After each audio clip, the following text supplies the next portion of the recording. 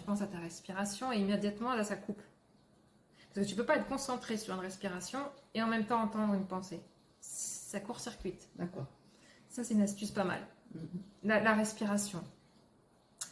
Après, tu peux effectivement juste être attentif ou attentive au silence qu'il y a derrière les pensées. Ça, c'est quand tu es vraiment en tête. Après, tu as un laser qui est vachement affûté et tu arrives direct à percuter. Et c'est ça l'être. C'est le silence, le calme qu'il y a derrière l'agitation. C'est ce que nous sommes véritablement. En fait, c'est le sujet derrière l'objet. Les objets, c'est tout ce qui bouge, tout ce qui a un début et une fin, une pensée, une table, un personnage, une situation. Non, tu reviens au sujet, c'est-à-dire à l'observateur, à la présence, qui là n'a ni début ni fin, hors du temps, hors d'espace, il est. Et là, immédiatement, là, tu te sens tranquille. Et faire toujours, comme je disais tout à l'heure, cette habitude, que ça devienne une habitude de revenir à ton être. Lâcher ta tête avec tous ces problèmes et de revenir à ton être. Qu'est-ce que tu peux faire d'autre qui... revenir à...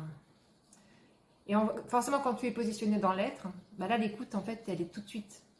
Tu vois, parce que tu es derrière, tu es au-delà du mental. Donc l'écoute, elle est évidente. Il n'y a pas de comparaison, pas de doute, pas de jugement. Voilà.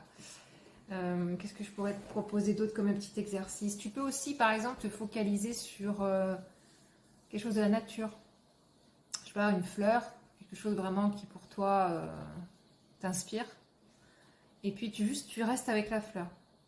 Et quand je dis que tu restes avec la fleur, tu évites les étiquettes mentales.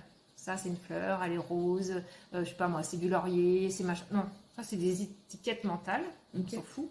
L'idée, c'est d'aller au-delà des étiquettes. Donc, tu connectes à la fleur. À la fleur. Au début, pareil, c'est un exercice, c'est une habitude, quoi. Évidemment, tu vas avoir des pensées qui vont arriver. Chut, tu les balayes, tu les écoutes pas.